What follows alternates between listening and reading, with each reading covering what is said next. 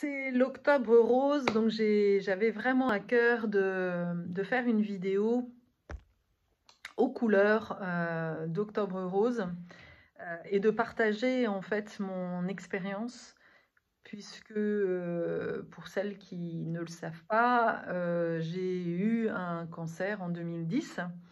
Donc c'est une expérience que j'ai traversée et dont j'ai retiré beaucoup d'enseignements et je pense vraiment incarner quelqu'un qui a su quelque part voir dans le cancer un vrai appel à la vie. Et c'est vraiment ce que j'aimerais partager dans cette vidéo.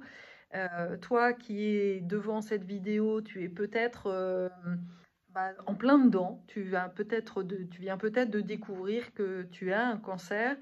Donc cette vidéo, elle est évidemment pour toi, pour te soutenir et pour te montrer que on peut vraiment voir ce cancer comme une opportunité pour devenir encore plus vivante. En tous les cas, c'est vraiment mon expérience. Alors évidemment, c'est plus facile à dire une fois que c'est fait, mais c'est important de savoir que le mindset avec lequel tu vas affronter la maladie va conditionner vraiment l'événement. Tu es co-créatrice, donc ça c'est peut-être difficile à l'entendre aujourd'hui, mais le cancer n'arrive pas par hasard. Le cancer, il arrive quand finalement on a voulu faire l'autruche, on n'a pas pu faire autrement, hein, souvent, voilà, c'est pas conscient, mais on a fait l'autruche sur des, des, des signaux que l'on n'a pas entendus. Parce qu'il faut déjà comprendre que nous avons 4 corps. Le corps mental, le corps émotionnel, le corps spirituel, énergétique et le corps physique. Et le corps physique est le dernier finalement à se manifester, à te signaler que quelque chose ne va pas. Et il y a certainement les 3 corps avant qui ont mis des alarmes, mais tu ne les as pas entendus. Donc, remercie ton corps, même si, voilà, encore une fois, je sais que c'est compliqué, mais vraiment, je t'assure que ton corps, en fait, en te mettant ce signal, est en train de t'envoyer un message, prends soin de toi. Donc ça, c'est déjà la première des choses que j'ai envie de te dire, c'est que le cancer est là pour te demander de faire une pause, d'arrêter de fonctionner tel que tu fonctionnais. euh, de, il est là pour t'amener à réfléchir sur ta vie, sur après quoi tu cours, sur c'est quoi l'essentiel, est-ce que ta vie a du sens. C'est vraiment une opportunité de remettre tout ça à plat. Et quelque part, moi j'ai vraiment envie de dire, on est dans un pays où on a la chance d'avoir des arrêts maladie et de pouvoir être, pour la plupart, je dis pas c'est toujours le cas, parce que si aujourd'hui j'avais ce cancer en tant qu'entrepreneuse, je ne serais pas dans cette situation-là.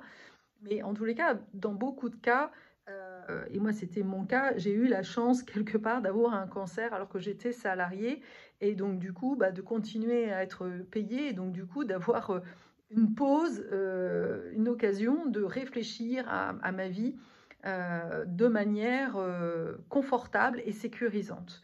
Donc ça c'est vraiment hyper important. Euh, donc, de comprendre que ton corps est en train de te parler. Ça, vraiment, donc il faut l'écouter. C'est la première des choses. Le corps physique, s'il te parle, c'est qu'il y a à l'écouter et à comprendre qu'est-ce que ça vient dire. Donc là, il y a déjà le décodage biologique qui peut te donner en fait des clés pour savoir alors il y a le décodage biologique, mais il y a aussi des chamans qui peuvent t'aider de manière encore plus intuitive d'aller comprendre l'origine en fait de ce cancer. Parce que les médecins, eux, voient le cancer comme quelque chose de mécanique, voilà, un problème de biologie, mais en réalité, ce n'est pas que ça. En tous les cas, c'est ma vision. Je ne te demande pas de me croire, je te donne une vision en fait de comment moi, avec le recul, j'ai compris en fait de ce que la maladie m'a dit et de tous les apprentissages que j'ai acquis au fur et à mesure.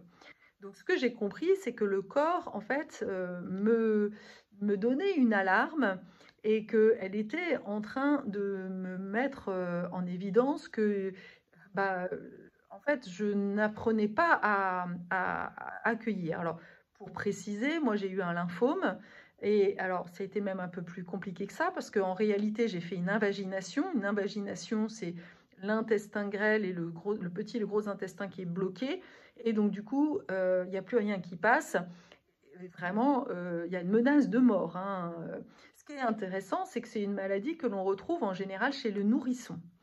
Donc là, il y avait déjà une information. Nourrisson, ça veut dire que c'est certainement une maladie dont l'origine vient vraiment de mon état en fait d'embryon en fait. Et c'est comme si, en tous les cas, moi c'est comme ça que je l'ai entendu, comme si à un moment donné, il était pourtant pour moi d'accueillir et oui, de recevoir en fait les émotions parce que j'ai fonctionné pendant très longtemps en mode guerrière et quelque part la maladie, je l'ai aussi gérée comme ça, même pas mal, même pas peur, mais et donc quelque part j'avais une espèce d'armure autour de moi et qui m'empêchait d'être en connexion avec les émotions, alors que quelque part je suis une hyper sensible et une hyper émotionnelle et qu'il y a un moment donné mon corps me demandait de rééquilibrer tout ça en fait. Il fallait que je laisse exprimer, que j'apprenne à accueillir les émotions et le cancer venait justement me parler de ça. Et l'intestin, c'est aussi l'endroit, c'est le deuxième cerveau. Donc, enfin, le premier même d'ailleurs, puisqu'aujourd'hui, il est démontré qu'il y a 80% en fait des informations qui passent justement du ventre au cerveau et non pas des 20% qui passent du cerveau à l'intestin. Donc là, il y avait vraiment un appel à voir. En fait, c'est comme si mon intestin était en train de manifester que je ne l'écoutais pas. En fait, je n'écoutais pas mon sacral, je n'écoutais plus mes envies, je n'écoutais plus mon intuition. Et il y avait vraiment une alarme par rapport à ça. Donc le physique, l'émotion, et ce qui est sûr aussi pour moi, c'est que ce que j'ai compris, c'est que le cancer est arrivé pour moi après un choc émotionnel. Je venais de divorcer un an avant et j'avais vécu un drame, la perte en fait d'un ami très cher, le décès d'un ami très cher qui est décédé de manière très violente à 40 ans. Et je crois que c'est vraiment un événement dont je ne me suis pas remise, en fait, en tous les cas sur le coup, parce que le choc a été tellement vif et soudain, c'était un accident que je n'arrivais pas à réaliser. Et pour le coup, mon corps a lui, répercuté, en fait, le choc. Donc, il faut bien comprendre que souvent, la maladie, eh bien, elle peut, je dis bien elle peut, parce que c'est très compliqué de... Moi, je ne parle que de mon expérience, et à toi de voir ce qui fait écho pour toi, mais elle peut vraiment être une conséquence aussi d'émotions qui a été refoulée. Et ça, c'est vraiment important. Et ces émotions-là, elles peuvent dater de traumatismes aussi, à la fois récents, mais ça peut être très ancien. Et on va y revenir parce que c'est super important de comprendre que on va apprendre à guérir, on va guérir sur les 4 plans. Ne croire qu'on ne guérit que en devenant une patiente médicale, pour moi, c'est vraiment prendre le risque d'une grande récidive, ouais. Parce qu'en fait, on ne guérit pas l'origine. Désolée de le dire, mais les médecins, la chimio, elle tue les cellules. Mais en fait, si l'origine en fait du déclenchement, et on le sait qu'on porte tous en fait ces cellules cancérigènes et que en fait elles s'activent, mais finalement on ne sait pas pourquoi. Tant qu'on ne trouve pas l'origine, ben, en fait, ça peut revenir. En fait. Donc, c'est vraiment important pour moi de vraiment profiter de cette manifestation-là pour vraiment guérir la maladie et d'aller faire un espèce de bilan global de notre état de santé, à la fois, encore une fois, mental, émotionnel, spirituel, psychologique, etc. Donc, on va vraiment travailler sur les 4 points.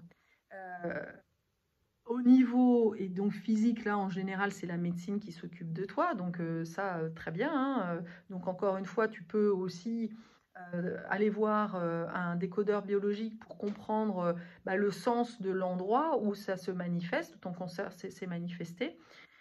Au niveau émotionnel, c'est vraiment important de faire ce travail pour aller revisiter des émotions qui auraient pu être bloquées.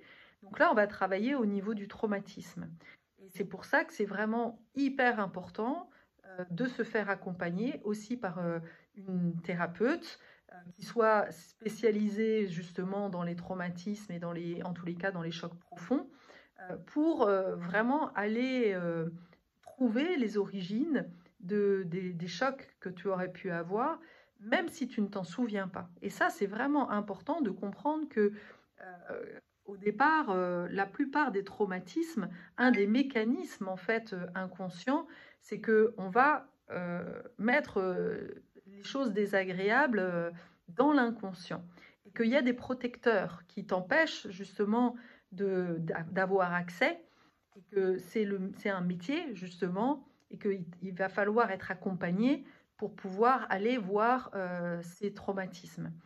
Le fait d'aller voir un traumatisme, ça peut vraiment, ça déstabilise. C'est comme si, quand on va travailler sur un traumatisme, on va travailler sur les piliers, en fait, avec lesquels tu t'es construit. Donc, tu comprends que si quelque part, on va toucher ta structure identitaire, donc, tu as besoin d'un thérapeute vraiment solide en qui tu as confiance pour pouvoir t'accueillir et te réceptionner, en fait, et te permettre de t'appuyer dessus pour pas t'écrouler, en fait. Déjà, tu subis le choc psychologique, émotionnel de la maladie. Si en plus on va travailler sur des traumas, il faut vraiment quelqu'un de subtil qui soit à l'écoute de jusqu'où tu es capable d'aller, le rythme avec lequel il va falloir y aller, qui soit vraiment dans la bienveillance, un cocon vraiment doux, le faire en douceur. Il ne faut pas que ça soit quelque chose qui rajoute de la souffrance, en fait. Au contraire, ça doit être libérateur. L'idée là est vraiment de te libérer de fardeaux qui ne t'appartiennent pas, parce que on le sait aujourd'hui, le cancer est très souvent transgénérationnel. Alors ça veut dire quoi? Ça veut dire que l'origine, en fait, du cancer est transgénérationnelle, que la blessure est quelque chose qui s'est transmise. Euh, on sait voilà, qu'il y a des abus, ou il y a de la maltraitance, ou il peut y avoir de la soumission, ou je ne sais quoi encore. Et donc ça, c'est souvent des choses que l'on récupère en fait de nos lignées. Donc là, si tu te retrouves avec un cancer, c'est peut-être juste quelque part, enfin juste entre guillemets, en tous les cas, c'est quelque chose que tu hérites voilà, de tes lignées, et donc il va falloir te libérer. Donc l'idée, c'est vraiment d'utiliser, de voir que c'est des moyens qui vont te permettre de faire en sorte que la guérison aille plus rapidement, que ça soit plus joyeux pour toi, quoi. Ça, c'est vraiment hyper important. Et la dimension spirituelle et énergétique, elle est très importante aussi, parce que il est évident pour moi que la façon avec laquelle tu vas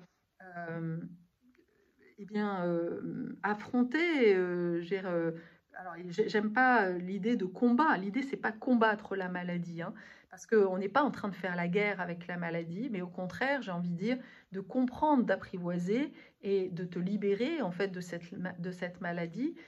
Euh, L'idée, c'est vraiment important l'énergie avec laquelle tu vas arriver conditionne beaucoup, en fait, de ta guérison. Et j'ai envie de partager, de repartager, puisque je l'avais déjà fait dans une autre vidéo que tu pourras retrouver sur ma chaîne. J'essaierai de retrouver le lien pour te la remettre en lien, parce que je pense que je ne disais pas la même chose. Mais le jour où j'ai appris, en fait, que j'avais eu un cancer, j'ai mon fils qui n'avait que 13 ans à l'époque, qui m'a regardé droit dans les yeux en disant « Maman, j'ai confiance, tu es forte, tu vas guérir. » Et je sais, en fait, que ce jour-là, mon fils m'a guéri. En me donnant, en fait, cette énergie-là et sa confiance totale, en fait, que j'allais guérir, il m'a donné la motivation et quelque part, il m'a mis dans une posture de non-doute. Et ça, c'est vraiment quelque chose que j'ai envie de te transmettre. N'aie pas de doute que tu vas guérir. Dis-toi que c'est déjà fait. Et la partie énergétique, l'enjeu justement énergétique et aussi va être de dompter quelque part ton mental pour ouvrir ton cœur et vraiment t'accueillir avec aussi beaucoup de bienveillance et voir que tu es déjà guéri. Je suis mais tellement convaincue que quelque part nous avons tous en nous ce pouvoir guérisseur. Alors évidemment, s'il y a des médecins qui voient cette vidéo, ils vont me penser pour une folle, c'est pas grave, j'ai l'habitude. Mais aujourd'hui, il n'y a pas que moi qui le dis. Je sais que, en tous les cas, moi je sais que je me suis guérie par cette croyance en fait, cette énergie, cette foi, voilà, c'est vraiment le mot, cette foi que j'étais déjà guérie. Et en faisant ça, ben, c'est comme si j'avais donné en fait l'ordre à mes cellules de se réharmoniser. Et aujourd'hui, des personnes comme Joe Dispenza sont aussi des personnes qui démontrent à quel point la pensée est créatrice et que en fait tout est entre nos mains.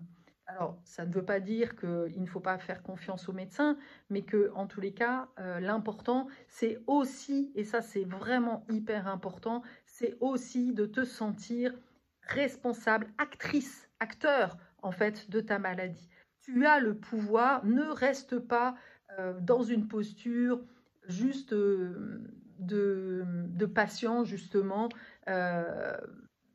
entre les mains, justement, des médecins, mais dis-toi que c'est important que tu sois actrice, acteur de ta guérison.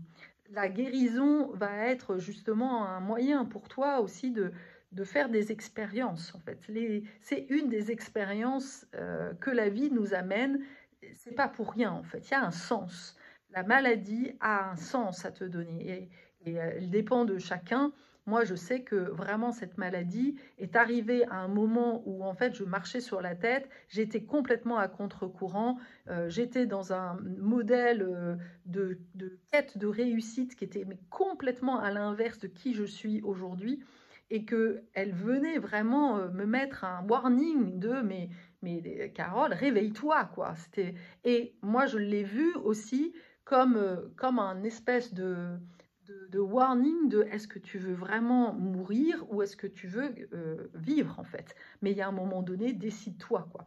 Ça, c'était pour moi, en tous les cas, c'est comme ça que je l'ai vu. J'ai essayé aussi de répertorier les différentes choses qui ont été vraiment très utiles pour moi et je vais te les partager parce que voilà, c'est quelque chose que j'ai à cœur de transmettre pour te donner toutes les chances en fait de réussir. La première des choses qui est super importante, mais pas facile, c'est d'accepter les soutiens qui sont là autour de toi. Très souvent, quand on a un cancer, on a des personnes autour de nous, on a des guides.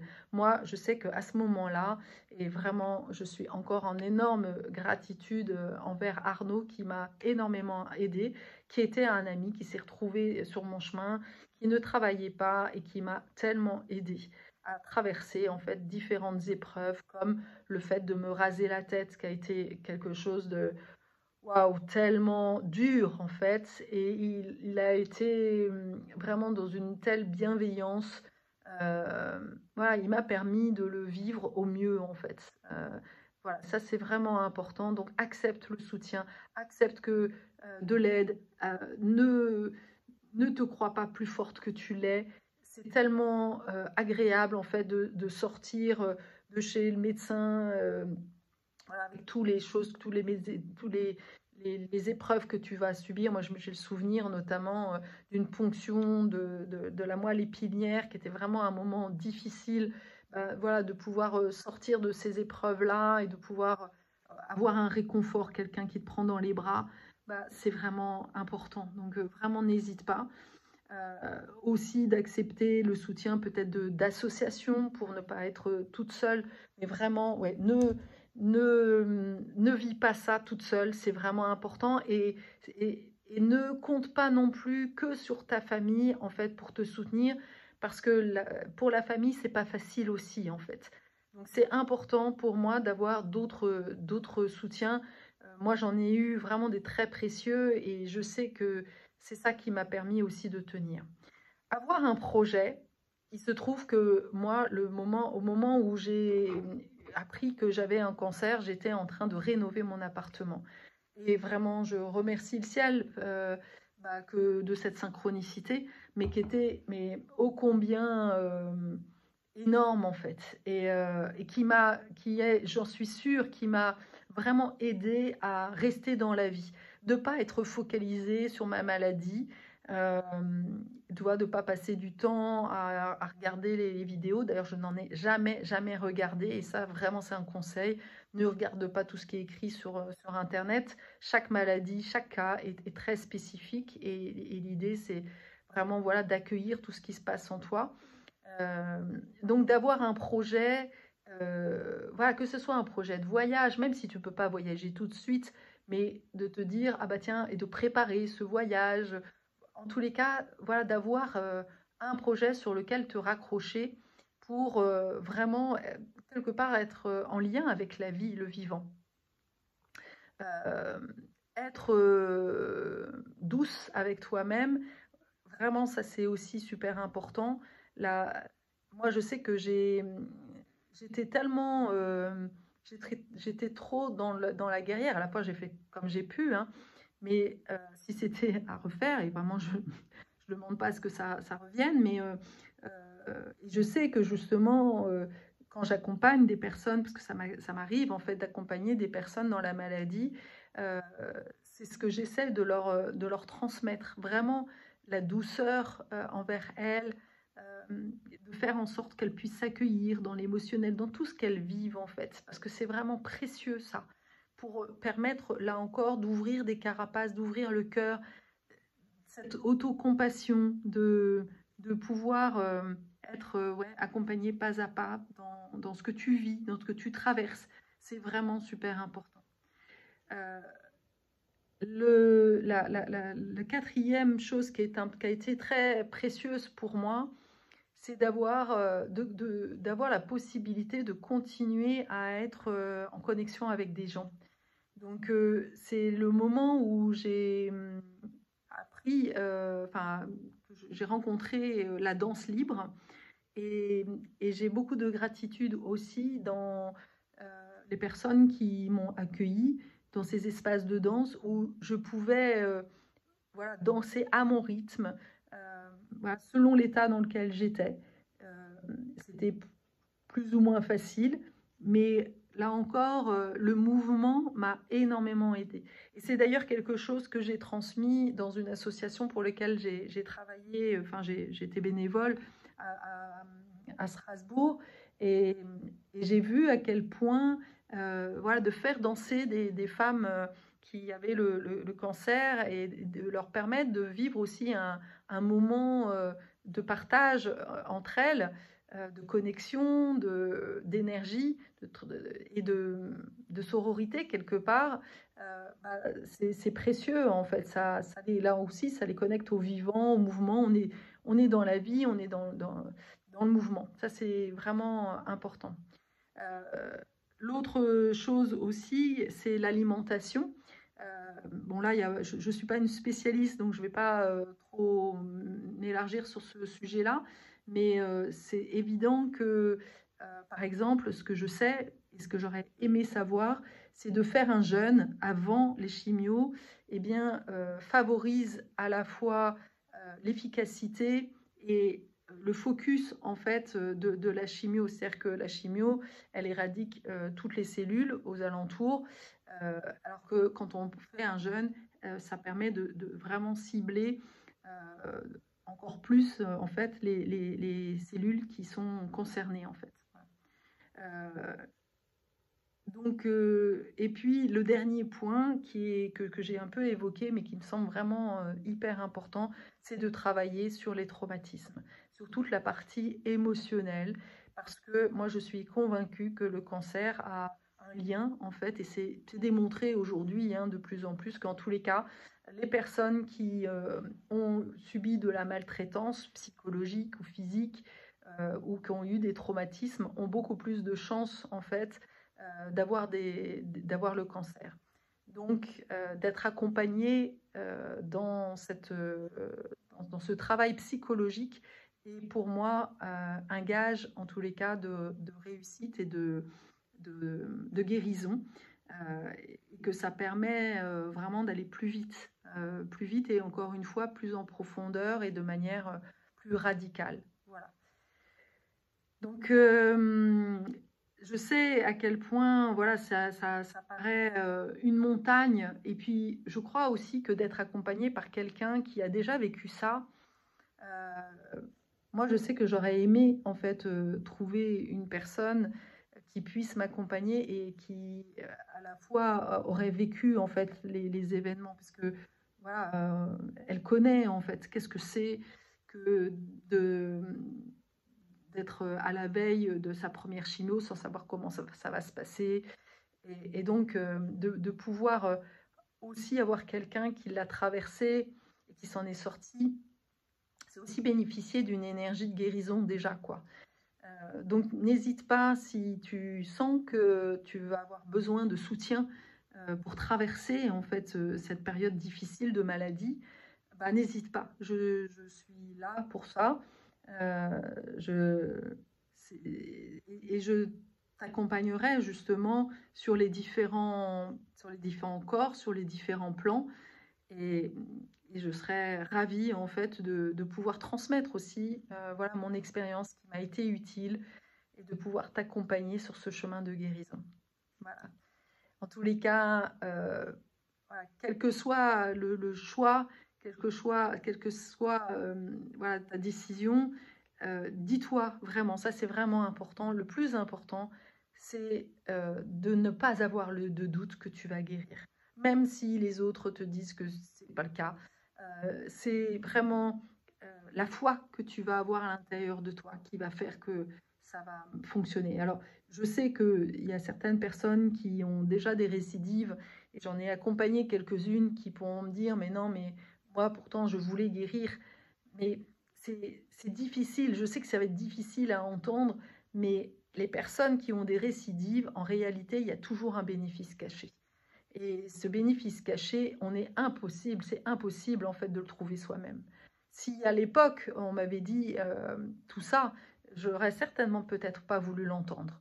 Mais je sais à la fois, je savais déjà à l'époque que bah, cette maladie, elle venait me dire des choses. Donc j'aurais été vraiment heureuse d'avoir cette nouvelle vision, d'avoir, et puis surtout une expérience du vécu. Parce que il y a ce que dit la science et pour moi, il y a ce que vivent les gens. Et aujourd'hui, en tous les cas, moi j'accorde plus de choses, plus d'importance sur du vécu que sur la science. Voilà.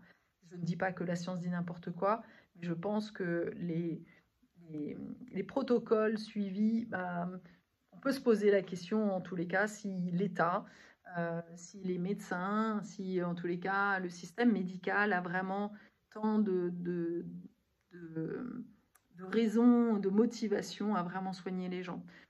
Bon, j'ai déjà accompagné des gens qui travaillaient dans les labos pharmaceutiques et ce que je suis en train d'avancer m'a été confirmé que bah, certaines personnes qui essayent de proposer des parcours avec de l'accompagnement psychologique et que visiblement les labos ne sont pas très enclins.